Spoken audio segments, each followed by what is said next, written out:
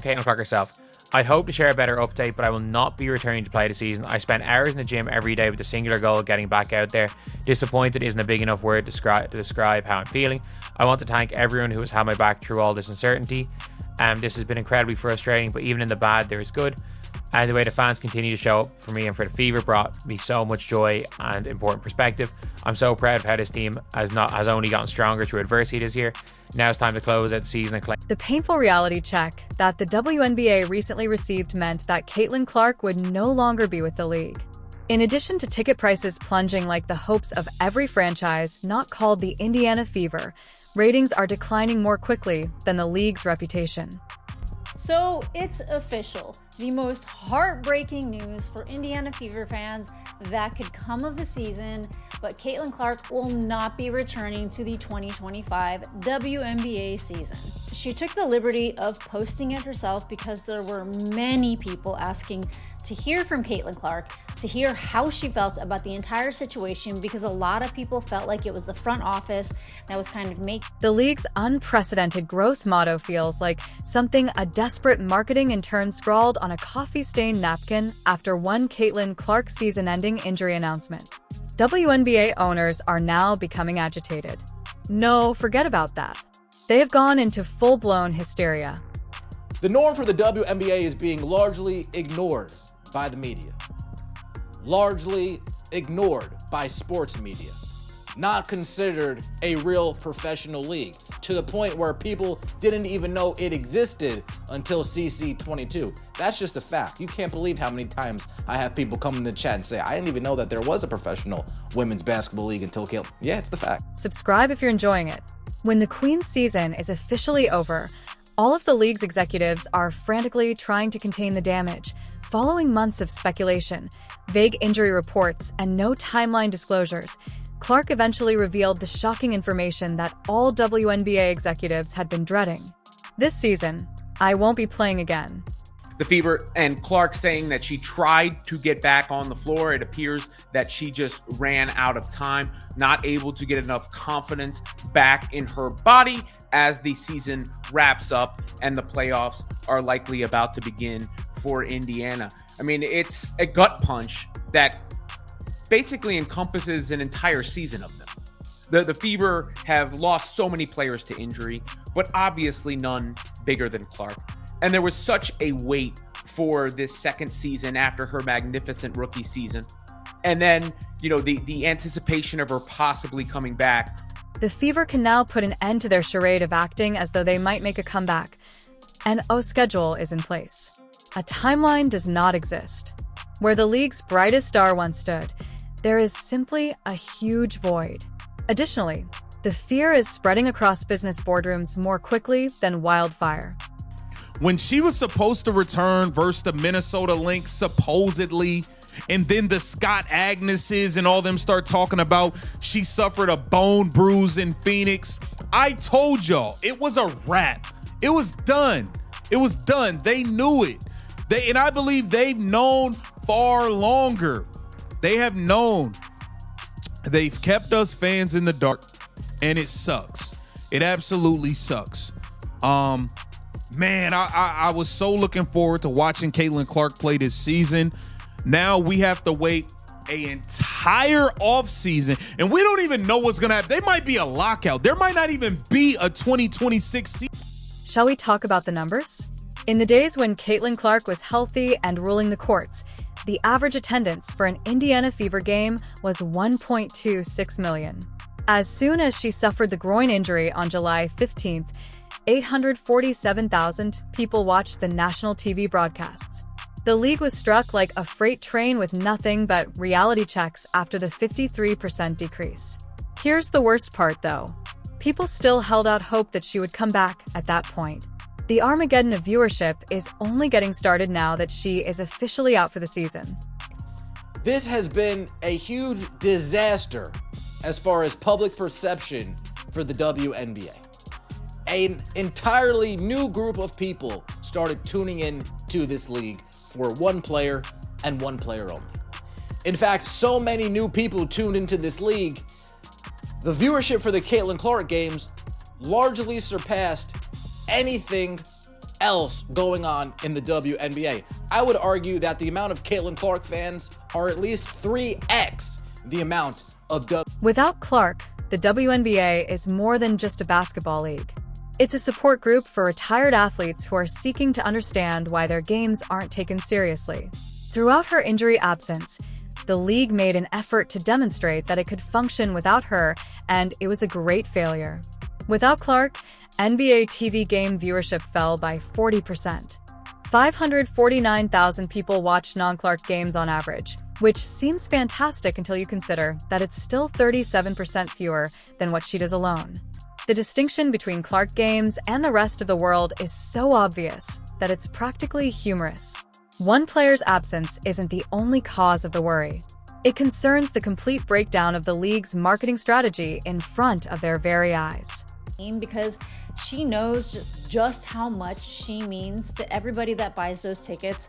I mean, I would say at least like 90 to maybe not 95, but like 90% of the people in arenas were there to see Caitlin Clark, which of course they became fans of the Fever afterwards. But you know, Caitlin Clark is the draw. And then here's this one where she's actually in her street clothes. And yeah, these are, you know, pretty heartfelt photos, her in the huddle with her teammates. But I gotta say, this was quite a year. I mean, there came a certain point where people, including myself, were just like, what is actually going on? I think that it's time. It was definitely time to... Commissioner Kathy Engelbert is free to refer to her as America's most popular athlete.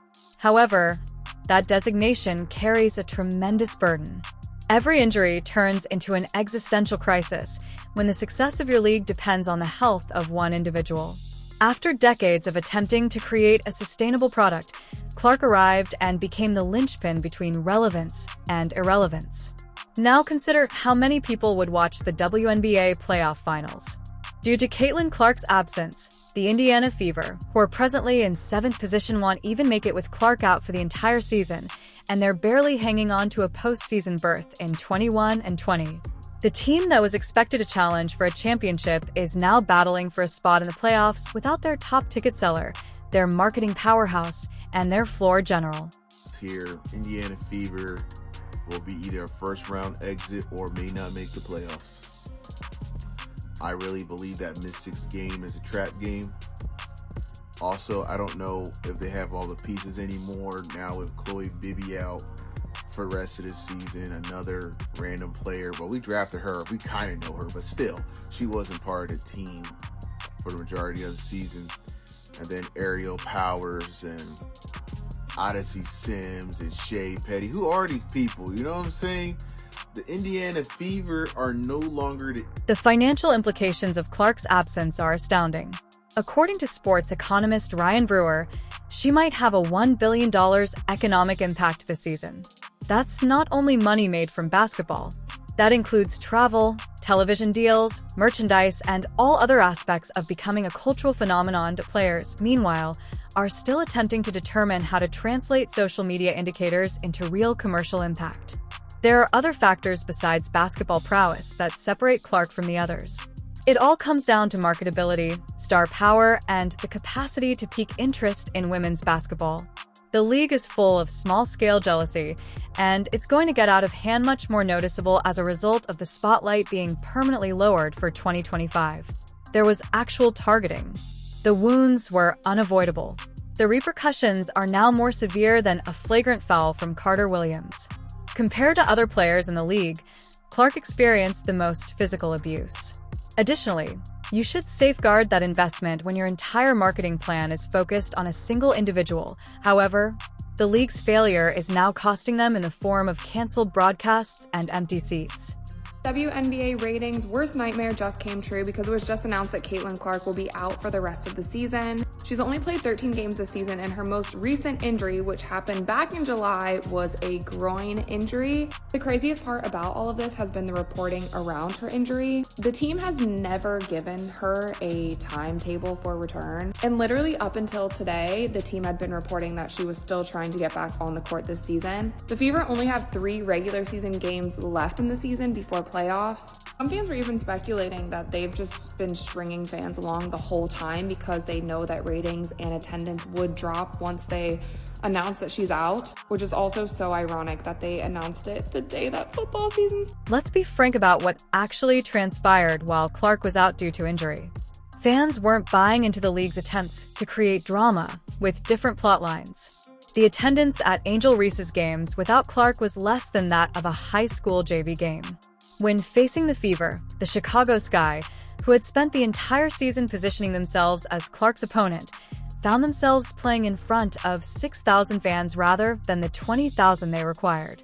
Within 48 hours of Clark's injury prior to their June matchup, ticket prices went from $86 to $25.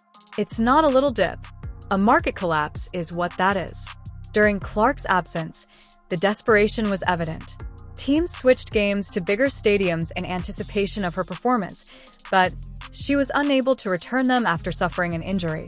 In order to accommodate Clark crowds, the Washington Mystics shifted their game to Baltimore. However, when she was unable to participate, ticket prices fell from $41 to $14. They have a 97.4% chance of qualifying for the playoffs, according to ESPN's Power Index. However, that is presuming they can continue on their current course in the absence of their star player, key attacking weapon, and main attraction for the fans. This season has been a complete train wreck. This season's been a complete disaster. We got the GOAT, who only played 13 games, missed basically the whole season. Dewana Bonner scammed us. Natasha Howard basically scammed us. Stephanie White's a liar. Amber Cox is a liar. Kelly Krauskopf's a liar. Now we have to go a whole offseason with the front office we don't trust, we don't believe in, we can't believe anything they say, and we don't know what's really going to happen with Caitlin Clark. It is impossible to overestimate Clark's announcement's psychological impact. The league's worst fear is now being expressed by fans who have been organizing vacations, purchasing tickets, and watching obsessively for months. I'm out if she's out. The casual fans who were introduced to women's basketball by Clark's supremacy at college are no longer there. Corporate sponsors that joined the Caitlin Clark movement are now reevaluating their financial commitments. The WNBA Finals without Clark's participation might be an epic failure for the television networks that centered their programming around the Fever games. A harsh truth that casual fans don't care about Liberty versus Lynx is now being prepared for by networks that were hoping for playoff numbers that broke records. Caitlin Clark was more important to them than everyone else. Sales, TV ratings, and all this stuff. So they actually had Caitlin Clark come back couple weeks earlier than expected, and I think that's the real reason why she's out. They mismanaged this entire season. I don't respect the GM. I don't respect the president anymore. I really don't respect the coach. They all lied on false pretense. That's all they did. They kept lying and lying and kept stringing Caitlin Clark like a carrot on the string, and all these fans kept going to the games hoping that she'll come. The repercussions go well beyond basketball. Already, television networks are preparing for the end of the ratings era. After watching their WNBA ratings plummet by 55% while Clark was away, ESPN and ABC now risk missing the entire playoff run without their top attraction. It's going to be brought home to the networks that centered their coverage of women's basketball on Clark why they needed her more than she needed them. However, Clark is a queen for delivering the statement at the appropriate time, which is the most lovely aspect of the whole circumstance. She had the ability to keep the league moving forward, sustain optimism, and uphold the facade that she might, just possibly, make a comeback for the playoffs. Rather, she used surgical precision to deliver the final blow to their season, telling everyone exactly what they didn't want to hear. She's finished. The WNBA's Golden Goose is officially over, and the Fever's prospects of winning a championship are ended as well. Not only a huge blow for the Fever, but also for the entire WNBA. Caitlin was out with an injury back in June. Viewership dropped over 50% across the league. That's the kind of effect that she has on things. And it seems like from her post and how they announced it, Caitlin was the one that was trying so hard to get back on the court. She has traveled to every single away game. She's always meeting with fans, taking photos, signing autographs, doing all of the things because she knows how many people come out specifically to see her. But I'm really interested to see what viewership and attendance looks like now that it's official that she's done. The league promoted growth beyond a single player for months. However, Clark's announcement simply revealed that to be the marketing fiction that it has always been, the WNBA reverts to its pre-Clark state in her absence. A specialized product for a devoted fan base that finds it difficult to pack arenas with 10,000 seats and has average viewership figures that hardly register on the radar of television executives. The Fever are not the only team affected negatively by Clark's announcement. The league as a whole is experiencing an existential crisis. Her comeback, her games' television contracts, and their attendance forecasts served as the foundation for the WNBA's 2025 marketing campaign about her celebrity power. They are currently holding pricey papers for playoff games that no one wants to watch. The worst thing for the WNBA is that this might have been avoided entirely. Clark might still be healthy and getting ready for a playoff run if they had safeguarded their investment, controlled her minutes, and put her health ahead of quick money grabs.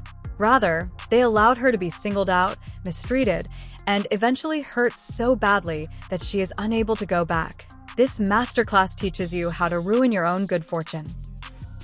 This has been a full circle moment for the WNBA. With all the chatter of Kathy Engelbert saying, oh, if one player gets injured, one player, well, you have it. That one player got injured. And now you have it. There's no conversation around the league. No positive, no negative, no conversation at all. The only media talking about the WNBA are the content creators, are the YouTubers, are people with podcasts, people with their own shows, etc., etc. But you go on to ESPN, nobody's talking about the W. You go on to Fox Sports, nobody's talking about the W. The WNBA has managed to turn off a fan base that would have elevated this league. Fans are indeed saying, you know what? I'm also going out. The casual viewers who are introduced to the WNBA by Clark will never return. The corporate sponsors are reevaluating their financial commitments. The TV networks are getting ready for ratings catastrophes. And what everyone else already knew is finally being realized by the league management. They had more than simply their biggest celebrity in Caitlin Clark. She was everything to them. The WNBA sought to demonstrate that they were more than just a single player. They're not, as demonstrated by Clark's announcement of the season's conclusion. The league must now deal with the repercussions of the Queen's decision. It will be a long, frigid postseason run without her. Spoiler alert. He's done. He's out. We've got Colin Cowherd saying, you know what? Guess what I didn't talk about on my show this year? The WNBA. Guess why? He just come out and said it yesterday. Because Caitlin Clark was not playing. That's why. He said, I led my show, my biggest, largest national sports radio show in the country. I led my show with Caitlin Clark 6 times last year. I mean, you don't lead a show with anybody. Since sometimes the most effective thing you can do is to walk away and watch things fall apart without you, Caitlin Clark is a queen for doing what could have been the worst thing she could have done for the WNBA. The fear is genuine. Clark gets to watch it all happen from the sidelines with a smirk on her face as the viewership collapse approaches. The most difficult lesson in professional sports is about to be taught to the WNBA. One individual should be the center of your entire league, thus you need to make sure they remain content and healthy. They are now forced to learn what life is like without their golden goose after failing on both counts. As a spoiler, it's not.